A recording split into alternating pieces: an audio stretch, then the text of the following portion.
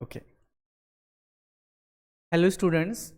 तो आज की क्लास में हम लोग एक इम्पॉर्टेंट कॉन्सेप्ट डिस्कस करने वाले हैं जो हमारे लिए क्लास 9th और क्लास 10th के लिए काफ़ी ज़्यादा इम्पॉर्टेंट टॉपिक में से एक है, जिसका नाम है मिड पॉइंट थ्योरम।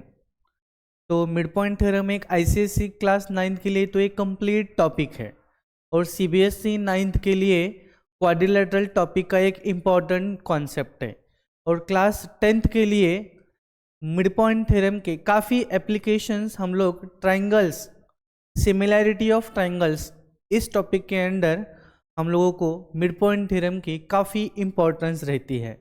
तो हम लोग मिड पॉइंट थ्योरम को एकदम आसान भाषा में समझते हैं कि एग्जैक्टली मिड पॉइंट थ्योरम होता क्या है। तो हमारा आज का टॉपिक है mid point theorem. Mid point theorem को हम समझते हैं कि एग्जैक्टली उसका क्या मीनिंग है। तो पहले तो हम लोग इसका स्टेटमेंट समझते हैं कि मिड पॉइंट थ्योरम क्या है। तो ये ऑब्वियसली ये स्टेटमेंट जो मिड पॉइंट थ्योरम है ये ट्रायंगल में काम आ रहा है, तो ये ट्रायंगल टॉपिक के। तो इसका स्टेटमेंट है कि the line segment joining midpoints of two sides of a triangle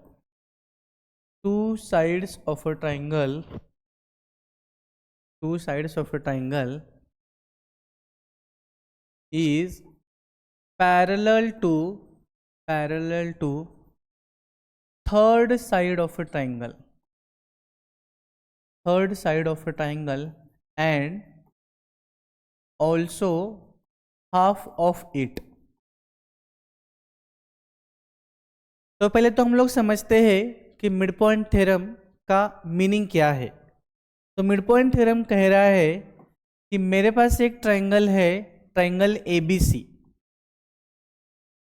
तो आपके पास है total 3 sides of a triangle, 1 2 and 3, AB BC and AC।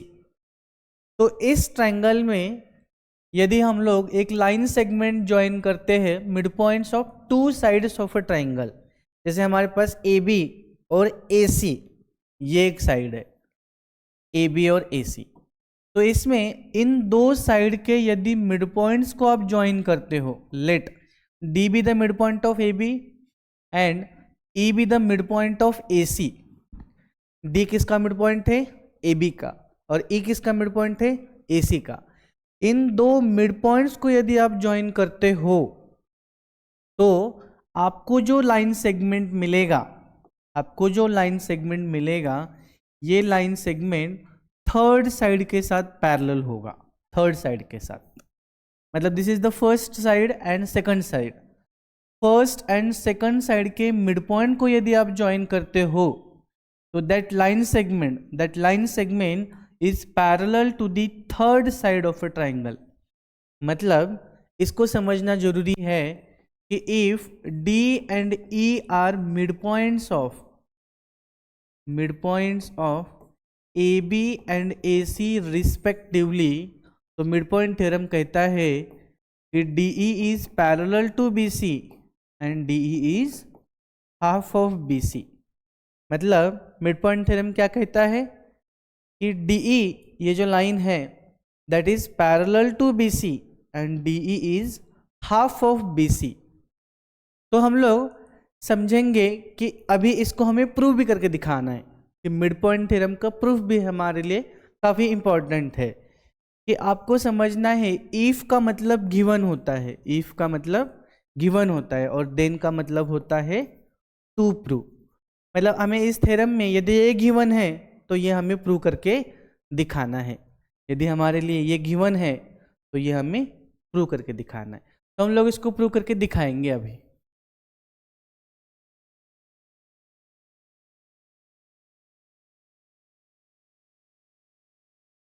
तो सबसे पहले तो हम एक ट्रायंगल कंसीडर करेंगे, है ना। तो let ABC be a triangle,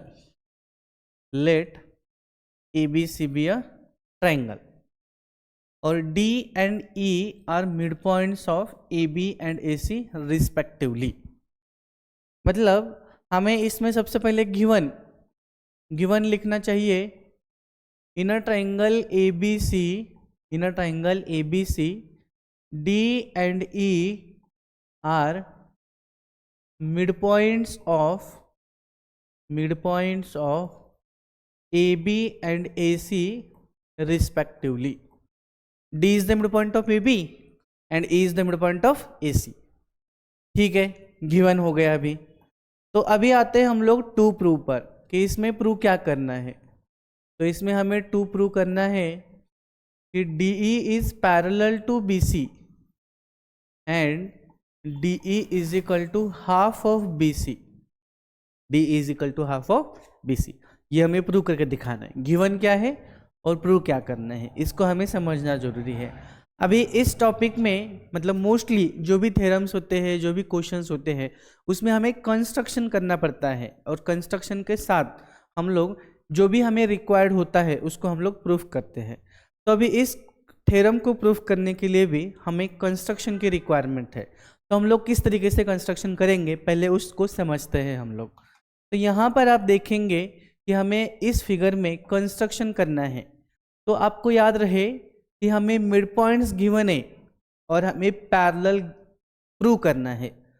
तो किसी भी चीज़ को प्रूव करना है, पैरेलल प्रूव करना है, तो DE को BC के साथ पैरेलल प्रूव करने के लिए हमें किसी तरीके से यहाँ से इस तरीके से कुछ कंस्ट्रक्ट करें कि ये नीचे वाला पैरेललोग्राम हो जाए और बाद में हम बोल देंगे कि lines are parallel, opposite sides of a parallelogram are parallel. ये हमें प्रूव करना पड़ेगा, मतलब हमें पैरेललोग्राम प्रूव करना है नीचे वाले को। तो मैं सोच रहा हूँ कि हम लोग DE को आगे बढ़ा देंगे, ठीक है ना, DE को, और AB इस लाइन के साथ हम लोग यहाँ पर कुछ पैरेलल लाइन खींचेंगे। तो यहाँ पर आप इस तरीके से आगे इसको पैरेलल लाइन ड्रॉ करो और DE को आगे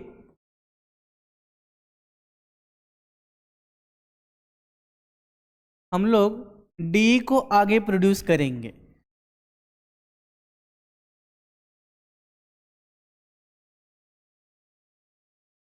DE को आगे प्रोड्यूस करना है और CF को आपको पैरेलल ड्रॉ करना है। तो यहाँ पर मैं कंस्ट्रक्शन में लिखता हूँ जो आपको समझना है अच्छे से कि हम लोग क्या कंस्ट्रक्ट कर रहे हैं। यहाँ पर हम लोग कंस्ट्रक्ट कर रहे हैं कि draw CF parallel to AB इस लाइन के साथ हम लोग पैरेलल लाइन ड्रॉ करेंगे और किसी तरीके से नीचे वाले क्वाड्रिलेटरल को पैरेललोग्राम प्रूव करेंगे और बोल देंगे कि opposite sides of a parallelogram are parallel और DE पैरेलल टू BC। इस तरीके से हम लोग कुछ प्रूफ करेंगे। तो हम लोग draw CF parallel to AB construction में CF को इस तरीके से लाइन ड्रॉ करो CF कि वो AB के साथ पैरेलल हो जाए और ये लाइन ऐसे पैरेलल कहाँ तक खींचना है, तो DE को प्रोड्यूस करने के बाद वो F तक इंटरसेक्ट करना स्टार्ट कर दे। Draw CF parallel to AB, यहाँ पर लिखेंगे intersecting DE produced at F। मतलब DE को प्रोड्यूस करो, प्रोड्यूस का मतलब एक्सटेंड करना है। DE को प्रोड्यूस कर लो कहाँ तक, पॉइंट F तक, मतलब CF और DE प्रोड्यूस का इंटरसेक्शन पॉइंट जो भी होगा उसको हम लोग F से डिनोट करेंगे, F से, ठीक है। तो ये कंस्ट्रक्शन हो गया। अब हम आएंगे इसका प्रूफ के ऊपर। तो हम लोग इसको किस तरीके से प्रूफ करना चाहेंगे देखते हैं अभी, ठीक है। अब हम लोग फर्स्ट पार्ट इसका प्रूफ करेंगे। अभी प्रूफ में हमें क्या करना है कि नीचे वाले ये जो DFCB है इसको हमें पैरेललोग्राम प्रूव करना है।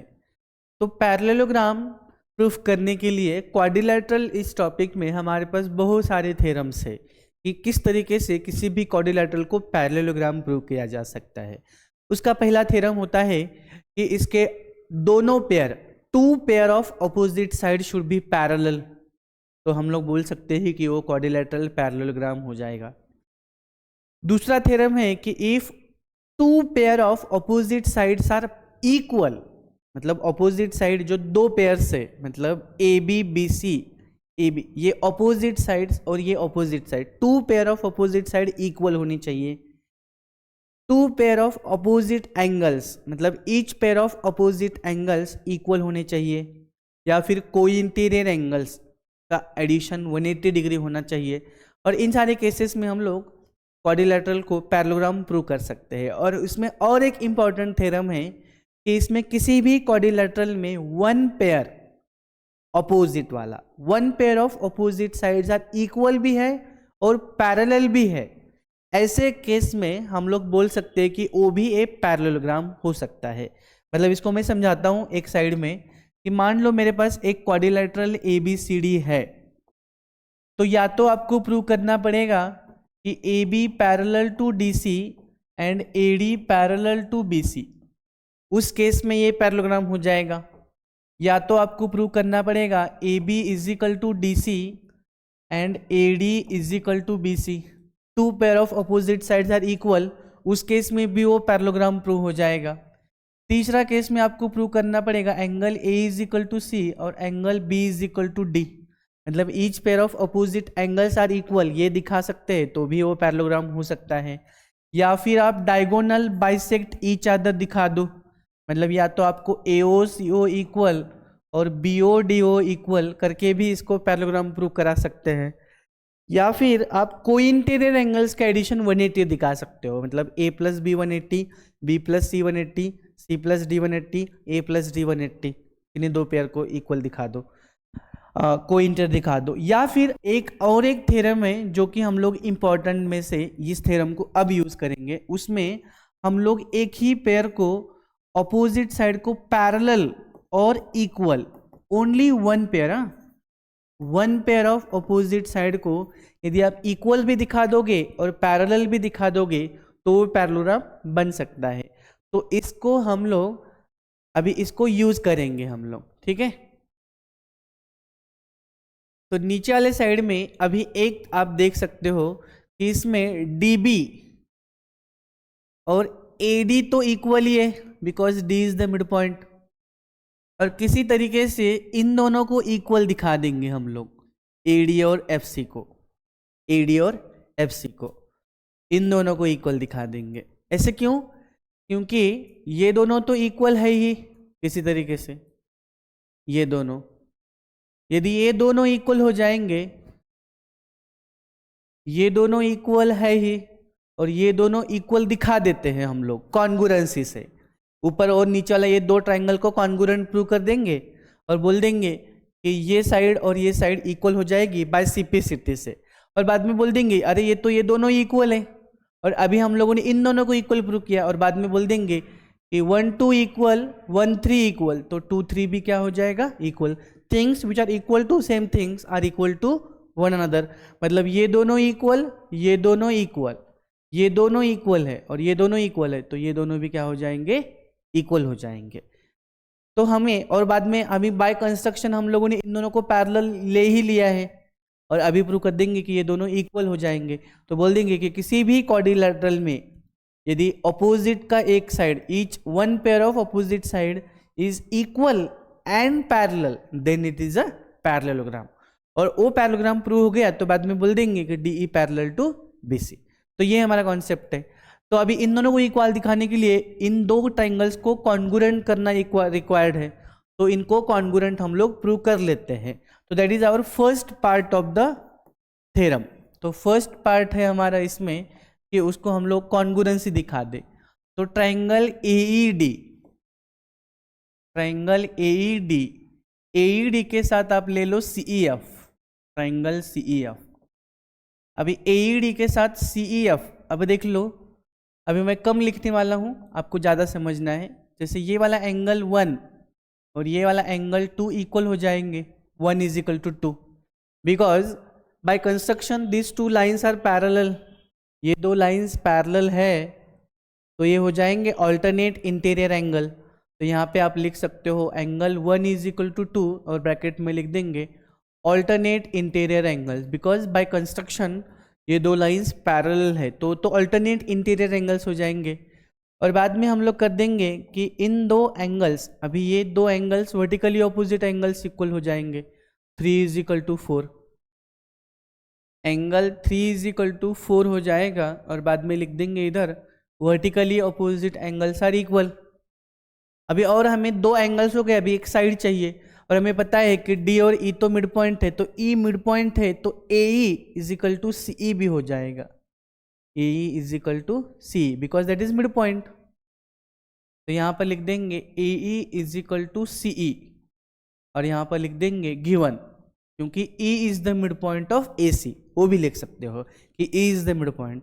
अब हम लोग करेंगे कि इन दोनों को कॉन्ग्रुएंसी लिखेंगे। अब कॉन्ग्रुएंसी का कौन सा क्राइटेरिया हम लोग यहाँ पर यूज करेंगे, एंगल साइड एंगल और एंगल साइड एंगल। तो यहाँ पर हम लोग लिख सकते हैं कि triangle AED is congruent to triangle CEF और ब्रैकेट में लिख देंगे by ASA congruency criteria, ASA congruency criteria.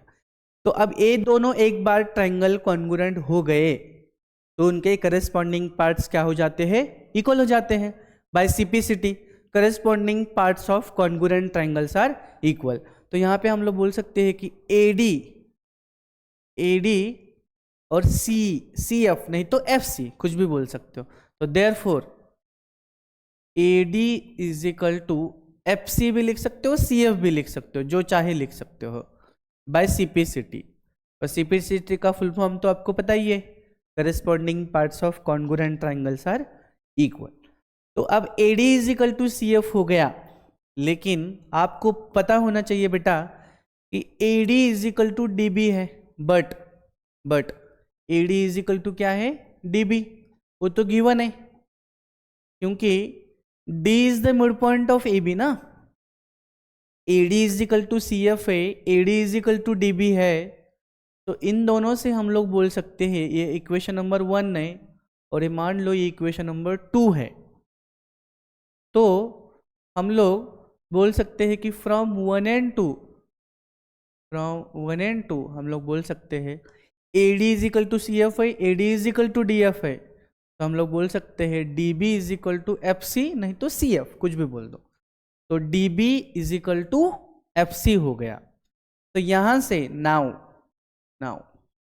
अभी जो क्वाड्रिलेटरल आपको दिख रहा है DFCB, तो इसमें लिख सकते हैं हम लोग, इसमें क्या है कि DB पैरेलल टू FC है बाय कंस्ट्रक्शन और DB is equal to FC है। क्यों ऐसे, क्योंकि उनको अभी प्रूव किया हम लोगों ने, proved about.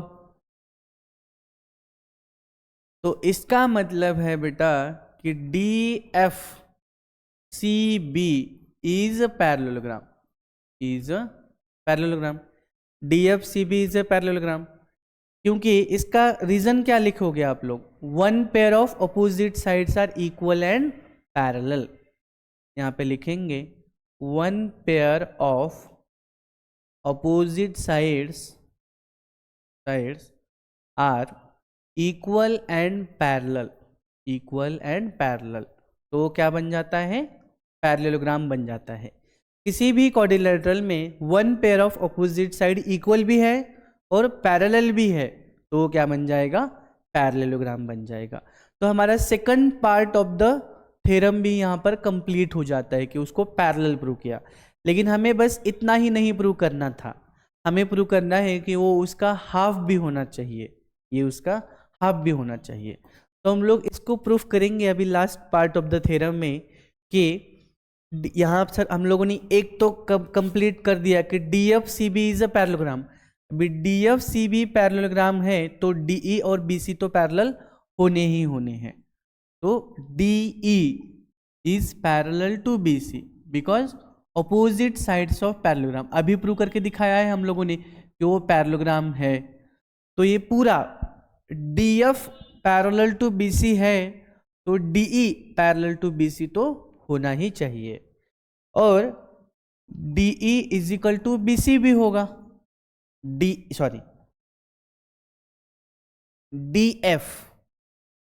DF is equal to BC ही होगा। क्यों? क्योंकि वो अपोजिट साइड्स ऑफ पैरेललोग्राम है, और अपोजिट साइड्स ऑफ पैरेललोग्राम क्या होते हैं? इक्वल होते हैं। Opposite sides of a parallelogram are equal. अभी DF is equal to BC है, तो half of DF is equal to half of BC भी होगा। Half of equal things are equal, Euclid ने बोला है हमको, तो उसका हाफ और उसका हाफ। लेकिन DF का हाफ क्या है देख लो यहाँ पर। अब ये कंप्लीट DF है, और ये ऊपर वाला ट्रायंगल और नीचे वाला ट्रायंगल, तो बेटा ये वाला ट्रायंगल और ये वाला ट्रायंगल तो कॉन्ग्रुएंट है। तो बाय सिंपलिसिटी से DE इज इक्वल टू क्या होने चाहिए? EF। मतलब कंप्लीट DF है, तो DF का हाफ क्या होने वाला है? D, क्योंकि DE इज इक्वल टू क्या है? EF by simplicity. तो यहाँ पर हम लोग बोल सकते हैं कि हाफ ऑफ DF ही क्या है? हाफ ऑफ DF ही क्या है? DE है। तो DE is equal to half of BC। लेकिन उसका रीजन आप क्या लिखोगे कि इसमें हम लोग लिख सकते हैं DE is equal to EF by simplicity, और हाफ ऑफ DF ही क्या है बेटा? DE। तो उस वजह से हम लोग बोल सकते हैं कि DE is equal to half BC। तो हम लोगों ने दोनों रिजल्ट प्रूव करके बता दिए। कौन कौन से? कि DE पैरेलल टू BC भी है, और DE is equal to half of BC भी है। तो लास्ट में हमारे चैनल के लिखा दो 3 पॉइंट। 3 पॉइंट का मतलब है हेंस प्रूव्ड, तो यहाँ पर हम लोग उसको कर देंगे hence proved. Thank you so much. तो आज हम लोगों ने सीखा है मिड पॉइंट थ्योरम। तो जो भी हमारे चैनल में नए हैं तो हमारे चैनल को सब्सक्राइब कीजिएगा। 3 पॉइंट एकेडमी हम लोग लेके जाएंगे आपको गिवन से लेकर हेंस प्रूव तक। 3 point academy. Thank you so much.